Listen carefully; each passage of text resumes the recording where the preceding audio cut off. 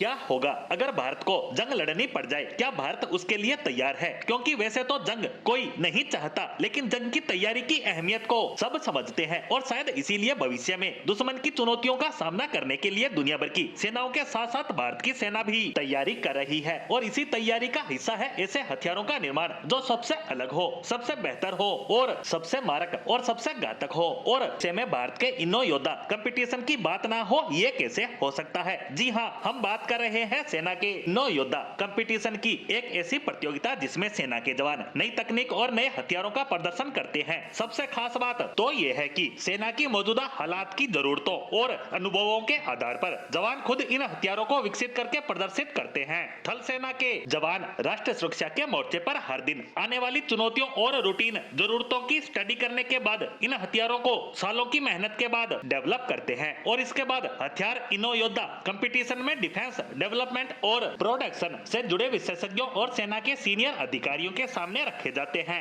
दिल्ली में पिछले दिनों हुए इनो योद्धा कंपटीशन में नई तकनीक और हथियारों का जायजा लेने के लिए खुद सेना प्रमुख जनरल उपेंद्र द्विवेदी पहुंचे थे। इनो योद्धा कंपटीशन में 75 इनोवेटिव हथियारों को रखा गया था और ये ऐसे गैजेट थे जो सेना की किसी न किसी मौजूदा जरूरत को पूरा करते हैं। खास बात यह है कि 75 इनोवेटिव हथियारों और गैजेट में से 22 का चुनाव आगे डेवलप करने के लिए कर लिया गया है। इनो योद्धा में चुने गए इन गैजेट्स के डेवलपर जवानों को सेना प्रमुख द्वारा सम्मानित किया गया। सेना प्रमुख ने इस कंपटीशन में प्रदर्शित हथियारों को लेकर बेहतर भविष्य की उम्मीद जताई। इनो योद्धा में पहुंचा एक ऐसा ही कमाल का एग्जिबिट है फास्ट इरेक्शन रूबिक पीडी। ये वो दमदार ब्लॉक्स हैं जो किसी भी टेरेन में और किसी भी मौसम को झेल सकने वाले मजबूत बंकर बनाने में सेना के काम आ सकते हैं। ये न केवल लॉजिस्टिक एफर्ट को कम करेंगे बल्कि बंकर को बनाने में लगने वाले समय को भी कम करेंगे। इसके अलावा भी बहुत से नए इनोवेशन भी सेना की जरूरतों को ध्यान में रखकर तैयार किए गए हैं। इनमें से 3 को निजी उद्योग को हस्तांतरित भी कर दिया गया है, जिनमें से 2